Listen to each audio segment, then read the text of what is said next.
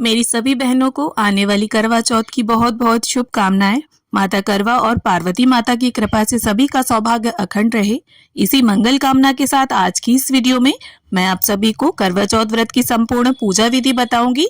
तो देखिए, कई बार ऐसा होता है, हम अकेले होते हैं, कहीं बाहर रह रहे होते हैं, तो हमें पूजन अकेले ही करना होता है। तो ऐसे में हम किस तरह से पूजन करें, करवों में क्या भरें, करवों को कैसे फेरें, तो इस तरह की तमाम जानकारी और सभी प्रकार की विधियां मैं आपको इस वीडियो में करके दिखाऊंगी। तो वीडियो में अंत तक बने रहिएगा। तो इस वर्ष यानी साल 2024 में करवा चौथ का व्रत 20 अक्टूबर दिन रविवार को रखा जाएगा और सुहागन महिलाएं पूरे दिन निर्जल निराहार रहकर व्रत रखेंगी और शाम के समय करवा माता की पूजा करके चंद्रमा को अर्घ देने के बाद व्रत का पारण करेंगी। तो चलिए अब हम देख लेते हैं कि हमें पूजा कैसे करनी है। तो करवा चौथ वाले दिन नहा धोकर पूरे 16 श्रृंगार कर लें और मेहंदी वगैरह आप लोग एक दिन पहले ही लगा लें और खूब सारी नई नई चूड़ियां पहनिए। अपनी शादी का जोड़ा आप पहन सकते हैं या आपकी शादी की चुनरी पीलिया उसे ओढ़ लेंगे हम। उसके बाद हम एक चौकी लगाएंगे, चौकी पर लाल रंग का वस्त्र बिछा लेंगे। अब हम चौकी पर करवा चौथ माता को विराजमान करेंगे। तो करवा चौथ माता का आपको कैलेंडर या फोटो जो भी आपके पास उपलब्ध है, अक्षतों का या फूलों का आसन देते हुए आप उन्हें विराजमान करें। और देखिए, इस पूजन को कहीं कहीं सुबह किया जाता है, सुबह कथा पढ़ ली जाती है, और कहीं कहीं पर देखिए शाम के समय किया जाता है। तो हमारे यहाँ इस पूजन को शाम के समय किया जाता है, चंद्रमा के उदय होने से थोड़ा पहले। तो इस फोटो में देखिए गणपति जी बने हुए हैं, तो गणपति जी का पूजन भी हम यहीं पर कर लेंगे। अगर आप अलग से गणपति जी की स्थापना करना चाहें तो अपने मंदिर के गणपति जी को आप स्थापित कर सकते हैं चौकी पर। और देखिए, अगर आपके पास फोटो है तो आप पिछले साल की फोटो में पूजा कर सकते हैं, और अगर कैलेंडर लेते हैं तो हर साल हमें नया कैलेंडर लेना होता है। अब क्योंकि मैं आपको संपूर्ण विधि बता रही हूँ तो मैं यहाँ पर कलश की स्थापना करूंगी। बहुत से लोग करवा चौथ के व्रत में कलश की स्थापना करते हैं और बहुत से लोग कलश की स्थापना नहीं करते हैं। तो अगर आपके यहाँ कलश स्थापित किया जाता हो तो आप कलश की स्थापना जरूर कीजिएगा, और नहीं की जाती है तो इस विधि को आप स्किप कर सकते हैं। तो चावल से मैंने यहाँ पर अष्टदल कमल बना लिया है। उसके बाद हम एक तांबे का या पीतल का कलश लेंगे। कलश में एक स्वास्तिक बनाना है हमें और कलश के कंठ पर मोली बांध लेनी है। अब कलश के अंदर सबसे पहले हम गंगा जल डालेंगे। इसके बाद कलश को शुद्ध जल से भर लेंगे। हल्दी, सिक्का, सुपारी, अक्षत कलश के अंदर डाल देंगे और अब हम इसमें आम के पत्तों को सजा लेंगे। देखिए, अगर आपको आम के पत्ते ना मिले तो आप यहाँ पर अशोक के पत्ते भी प्रयोग कर सकते हैं। अब इसके बाद चावल से भरी हुई प्लेट हमें रखनी है, ढक्कन रख देंगे हम इसके ऊपर। और इसके बाद देखिए, सभी पत्तों को हम यहाँ पर रोली से टीक लेंगे। आप रोली से या चंदन से पत्तों को टीक जरूर लीजिएगा। अब हमारा कलश तैयार हो गया है और इसे हम अष्टदल कमल के ऊपर रख देंगे और चावलों से भरी प्लेट पर एक शुद्ध देसी घी का दीपक रखकर हम उसे प्रज्वलित कर लेंगे। अब हमें गेहूं की छोटी छोटी 2 ढेरियां लगानी है और इस तरह से देखिए हमें 2 करवे चाहिए होंगे। तो जो अकेले पूजन करता है उसे 2 करवे चाहिए होते हैं। इस तरह से होल होता है करवे में। तो यहाँ सजे हुए करवे लिए हैं मैंने, आप सिंपल करवे भी ले सकते हैं, या बहुत सी जगह पर देखिए एक पीतल का और एक मिट्टी का करवा लिया जाता है। तो जैसे भी आपके यहाँ करवे लिए जाते हो आप उस तरह से करवों को रख लें। और एक करवे में हमारे यहाँ ड्राई फ्रूट्स और मिठाई भरी जाती है। तो यहाँ पर मैं ड्राई फ्रूट्स, बताशे और मिठाई को भर लूंगी और एक करवे में हमारे यहाँ जल भरा जाता है। तो इस तरह से देखिए 2 करवों को तैयार किया जाता है और जो जल वाला करवा होता है वो हमारा होता है और जो मिठाई वाला ड्राई फ्रूट्स वाला करवा होता है वो पार्वती माता के नाम का होता है। तो अगर आप अकेले होंगे तो देखिए पार्वती माता से आप करवा को बदलेंगे, करवे को फेरेंगे। तो देखिए, जो जल वाला करवा है उसमें हमें कॉटन लगा लेनी है और बहुत सी जगह सींक लगा ली जाती है, सींकें आती हैं वो लगाई जाती हैं। और इस जल वाले करवे से हमें चंद्रमा को अर्घ देना होता है। तो इसमें मैंने चांदी का सिक्का डाल लिया है, आप चाहें तो इसमें छल्ला भी डाल सकते हैं चांदी का। अब इन करवों को हम ढक्कन से बंद कर देंगे और गेहूं की ढेरी के ऊपर करवों को स्थापित कर लेंगे। तो इस तरह से हमारे दोनों करवे तैयार हो गए हैं। अब गंगा जल और फूल की सहायता से सभी को हम छींटा दे देंगे स्नान की भावना से और वस्त्र की भावना से। यहाँ पर देखिए हम सभी को कलावा अर्पित कर देंगे।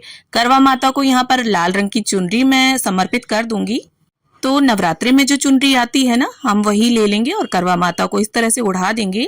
अब इसके बाद गणपति जी का, करवा माता का, चंद्रदेव का, सूर्य देव का और फोटो में जितने भी देवी देवता सभी विद्यमान हैं सभी को हम तिलक कर लेंगे। तो देखिए क्षेत्र के हिसाब से करवा चौथ की जो पूजन विधि है उसमें थोड़ा बहुत फर्क हो जाता है। तो अगर आपके घर पर कोई बड़ा बूढ़ा बताने वाला ना हो तो आप इस विधि से देखिए पूजन कर सकते हैं। और देखिए अगर आप 2 जन पूजा कर रहे हैं तो कुछ रिश्ते ऐसे होते हैं जिनमें आपस में करवे बदल लिए जाते हैं, तो वो भी मैं आपको आगे बता दूंगी। और ऐसे में देखिए अगर 2 लोग पूजा कर रहे हैं तो आपको एक ही करवा अपना तैयार करना होगा, 2 नहीं करने होंगे। तो यहाँ पर गणपति जी को हमने जनेऊ समर्पित कर दिया है और अगर आपके डेकोरेटेड करवे हैं, लेस लगी हुई है, तो आप चाहें तो कलावे को कंठ में बांधे करवों के, और अगर ना बांधना चाहें तो ना बांधे। यहाँ पर मैं बांध रही हूँ। और इसके बाद करवों को भी हम टीक लेंगे और जो दीप कलश हमने तैयार किया है तो दीपक का भी हम पूजन कर लेंगे। और गणपति जी को यहाँ पर गुड़हल का पुष्प, धूप घास हमने अर्पित कर दी है। और इसके बाद देखिए जो भी पुष्प हो आपके पास आप वो सभी को समर्पित करें, और अगर पुष्प ना हो तो बिना पुष्पों के भी देखिए पूजन किया जा सकता है। अब करवा माता को यहाँ पर कुछ सुहाग का सामान हम भेंट कर देंगे। तो इस तरह से करवा माता को छुवाते हुए हम उन्हें समर्पित कर देंगे और यहाँ पर एक बिंदी निकालकर हम करवा माता को लगा देंगे। अब देखिए दान दक्षिणा के रूप में यहाँ पर आप किसी भी तरह का कोई अनाज ले सकते हैं। यहाँ पर मैंने गेहूं लिया है और यथा सामर्थ आप अपने कुछ उसमें रुपए भी रख दें। तो आप बाजरा भी ले सकते हैं, चावल भी ले सकते हैं। इसके बाद जो भी देखिए मिठाई आपने मार्केट से मंगाई हो वो, या घर पर जो भी पकवान आपने बनाए हो उन्हें आप करवा माता को भोग स्वरूप अर्पित करें। और करवों के ऊपर भी हमें देखिए थोड़ा थोड़ा मीठा जरूर रख देना है, खाली करवे नहीं छोड़ने हैं। अब इसके साथ ही जो भी घर पर ऋतुफल उपलब्ध हों उनका भोग आप माँ को अर्पित करें। अब साथ ही देखिए सुहाग की जब भी हम कोई पूजा करते हैं तो सासू माँ का बायना जरूर निकालते हैं। तो इसके लिए देखिए आपकी सासू माँ जो भी पहनती हो साड़ी या सूट वो ले लें आप, और इसके साथ श्रृंगार की सामग्री और अपने यथा सामर्थ कुछ दक्षिणा उसमें अवश्य मिला दें। और इस सामान को देखिए यहीं चौकी पर हम रख लेंगे और चंद्रदेव के पूजन के बाद सासू माँ को इसे दे देंगे। अब 1 लोटा जल भरकर हम रख लेंगे और हाथ में गेहूं के दाने लेकर करवा चौथ के व्रत की कथा को पढ़ लेंगे। देखिए बिना व्रत कथा पढ़े या सुने ये व्रत अधूरा माना जाता है, तो कथा आप जरूर पढ़ें या सुने। और देखिए अगर साथ में आपके कोई पूजन कर रहा है तो कोई कथा पढ़ता है, कोई सुनता है, काफी अच्छा लगता है। और अब हमारी कथा संपन्न हो गई है तो हाथ के जो गेहूं के दाने हैं वो करवा माता के समक्ष छोड़ देंगे। थोड़े से इस जल के लोटे में डाल देंगे और थोड़े गेहूं के दाने हमें अपने साड़ी या चुनरी या पीलिया जो भी आपने ओढ़ा है उसके पल्लू के छोर में आप बांध लीजिए। और जब चंद्रदेव को अर्घ देंगे हम, तब ये गेहूं के दाने अपने कलश में डालकर चंद्रदेव को अर्घ देंगे।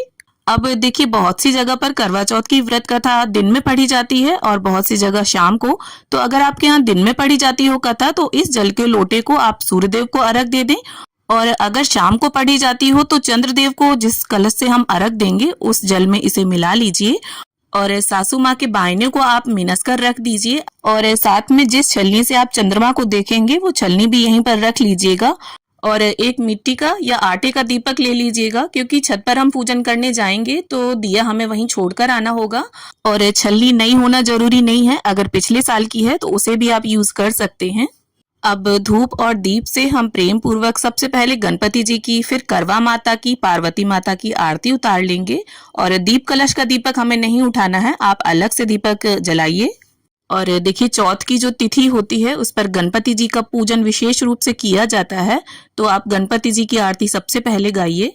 और अगर आपको कोई आरती नहीं आती है तो मन में गणपति जी का, पार्वती माता का, करवा माता का ध्यान धरते हुए दीपक को इस तरह से ओम की आकृति में घुमाकर भी आप आरती कर सकते हैं।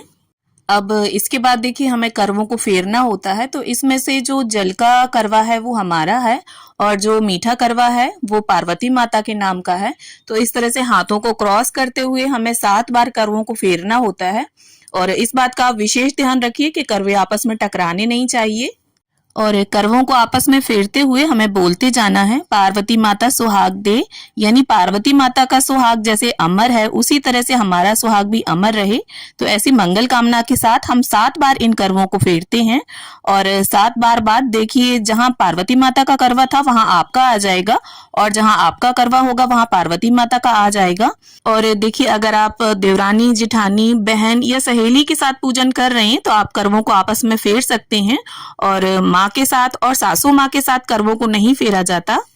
अब देखिए, अगर आपने सिर्फ एक करवा लिया है तो फिर हम क्या करेंगे, करवे को इस तरह से हाथ में ले लेंगे और करवा माता की तरफ दिखाते हुए 7 बार करवे को फेर लेंगे और साथ में बोलते जाएंगे, पार्वती माता सुहाग दे, पार्वती माता सुहाग दे।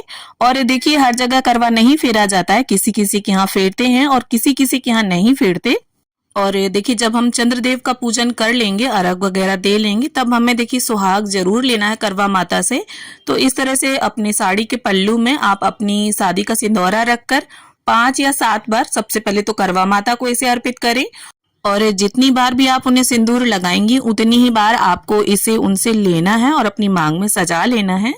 और इसके बाद पार्वती माता से और करवा चौथ माता से अपने पति की लंबी उम्र की कामना कर लेंगे। तो इस पूजन के बाद देखिए, हमें चंद्र पूजन करना है, चंद्रमा को अर्घ देना है। इसके बाद पति पूजन करके और सासू माँ को बायना देकर हम व्रत का पारण करेंगे। और अगर आप अपनी सासू माँ से दूर रहती हैं तो इसे मिनस कर रख दीजिएगा और जब भी आप उनसे मिले उन्हें दे दीजिएगा। और जो सुहाग का सामान हमने समर्पित किया है उसे आप अपनी नंद, जेठानी या पंडिताइन को दे सकते हैं। और इसी में से 1-2 चीजें सुहाग की आप अपने लिए प्रसाद स्वरूप रख लें। और देखिए, अगर आपके साथ आपके बड़े बुजुर्ग रहते हैं तो बहुत अच्छी बात है, सभी के चरण स्पर्श करें और अपने से बड़ों का आशीर्वाद लें। तो फ्रेंड्स, करवा चौथ व्रत की ये पूजा विधि आपको कैसी लगी कमेंट करके जरूर बताना। और अगर आपको ये वीडियो थोड़ी भी यूजफुल लगी हो, थोड़ी भी पसंद आई हो तो प्लीज वीडियो को लाइक करना और मेरे साथ जुड़े रहने के लिए, इसी तरह के वीडियोस देखने के लिए मेरे चैनल को सब्सक्राइब जरूर कर लेना। करवा चौथ माता की कृपा आप सभी पर सदैव बनी रहे, इसी कामना के साथ फिर मिलते हैं किसी और वीडियो में। तब तक के लिए हरे कृष्णा, राधे राधे।